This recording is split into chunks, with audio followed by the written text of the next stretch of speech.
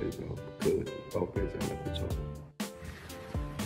准备出发喽！精神喊话一下：不怕千里眼，只怕半步不移。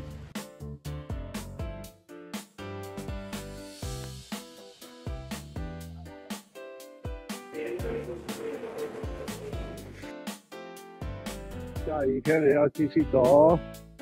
今天的行程是彰化走到北斗。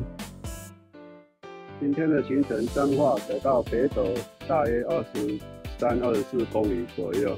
来，精神喊话一下：不怕路途遥远，只怕半步不移。哎，踏出去，踏出去，踏出去。吃午餐。今天南部在台风天。东部这边还好，可是下了小小雨，早上到现在都雨衣都要穿着，穿脱缩，很不方便。所以今天的录影也比较少，影片可能会比较少，因为手机拿出来不方便拍。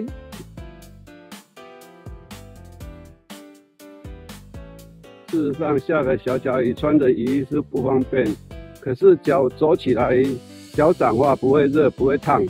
所以反而脚底会比较舒服一点。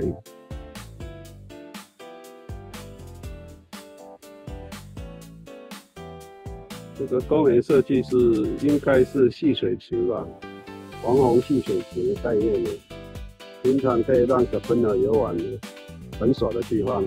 下雨天可以戏水。彰化已经走到园林了，台湾很多这种医院呢，就是基督教会的医院。还有马祖医院啦，还有什么天主教医院啦、佛教医院啦，有很多这种白话华人的医院很多的。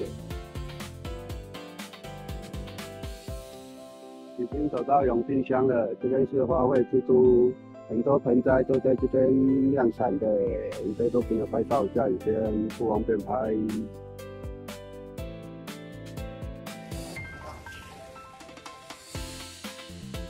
田尾公路公园旁边的公园，哇，这个学校很漂亮，草皮很漂亮，里面都绿油油的，这里面是学校，漂亮。节目晚上吃素。今天吃素，刚好台风天，希望大家平安。早上走到现在还在走，下雨天不好走，脚都痛死了。各位大家晚上好哈，跟大家分享一下，今天台风天，希望大家一切都能够平安顺利。